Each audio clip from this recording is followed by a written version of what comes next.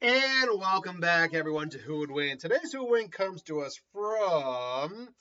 Oh, God. I'm going to bright light here for a second, folks. What oh, God. Um,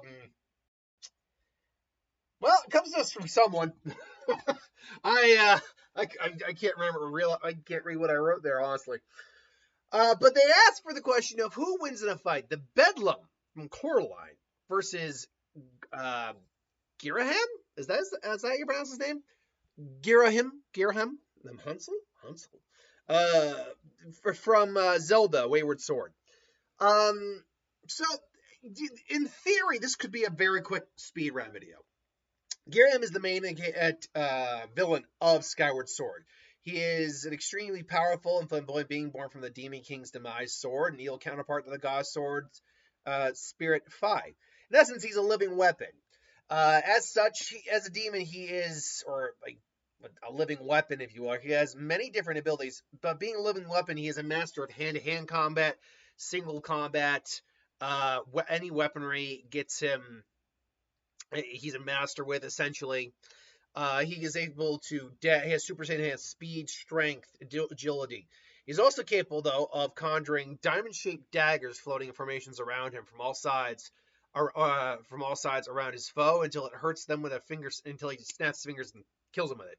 He can conjure just a few of them in a line, just up to a wide circle, and keep them in a defensive barrier. He can also infuse his hands with purple energy to deal mightier blows or send powerful pillars of energy crashing down to the ground. Oddly enough, he never uses the attack later in battle. Uh, Ghirahim wields tremendous power and extensive knowledge of sorcery and rituals. He can sense presences even miles away, teleport, perform telekinesis, conjure objects, or summon hordes of monsters. However, he can alter the surroundings. Moreover, he can alter his surroundings and make things turning a giant statue into a sentient living being, control the weather, the elements, to the point of conjuring a giant tornado and light as many fires at once. Raise energy barriers over a full pathway and floating energy platforms, just to name a few things. So exceptionally powerful, not as powerful as someone like Ganon, who has like obviously the Triforce of power, but still. The Bedlam is actually a legit thing. It's kind of a hungry evil spirit to some degree. Not, but in Coraline, it's theorized she might have actually started as a real person who found the other world, and just decided to live there. Her goal is to eat the souls of children, like legitimately kill and eat the souls of children, which is a little bit more than messed up, to be frank. But she does this by luring you in, pretending to be your other mother. Manipulation, manipulation of the individual to make them subservient. In the end, she is defeated by Coraline, basically by escaping and locking her away in that world. Now her actual abilities are kind of a little nebulous, but more than anything else, her main ability seems to be manipulation of the world around her. She does control the space she has. She has complete, more or less, a not complete, but a certain amount of control over the actual world itself. Spatial manipulation, reality warping. She cannot, however, create anything from scratch. She does have to reconstruct something that she's found. She's also capable of things. For example, her hand got chopped off, and was still able to follow Coraline into the real world. She is still capable of doing things in the real world, but it would be very likely that once she's in the real world, whatever power she has are greatly diminished. She probably still has like enhanced physicality, given the size of the creature she is.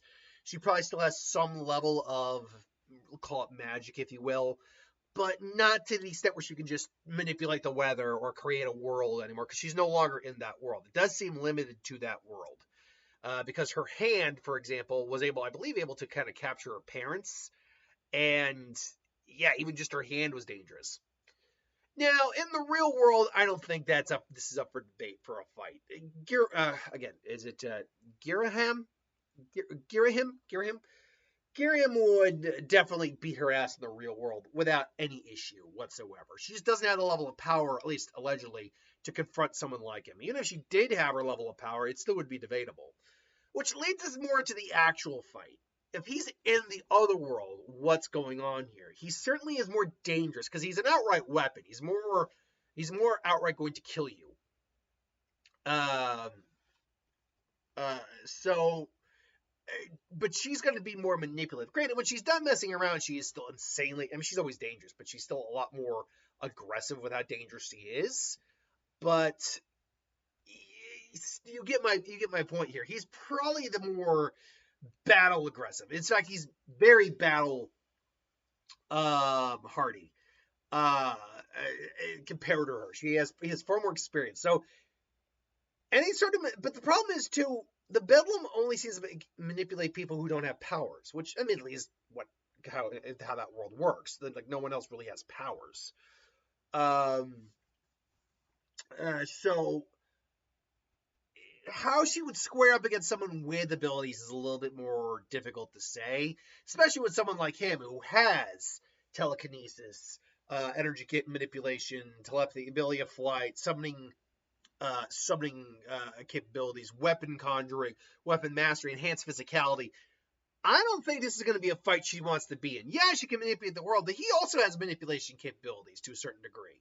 So if she manipulates something, he can manipulate it back to a certain state, but then she just manipulate it again. In the battle of attrition, when it comes to manipulation, she would win outright in the other world because it's just the world she lives in.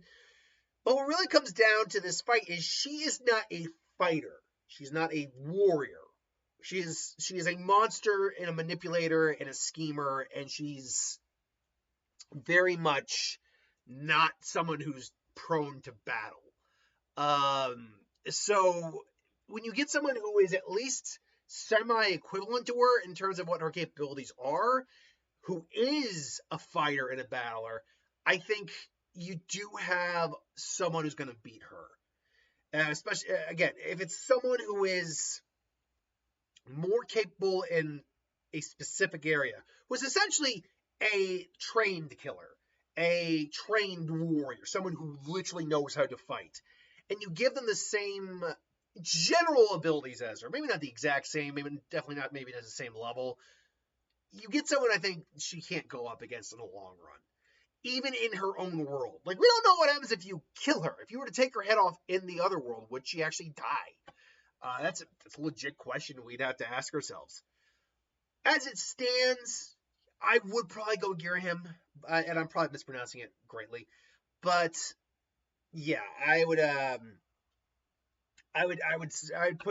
put my money on him. I think she'd give him a tough time, though. I definitely think that because again, her level of manipulation is still fantastic in that world. So that's my thoughts, though. What do you think? Let me know in the comments below. So then, thanks for watching. I'll be enjoying. I'll see you next time.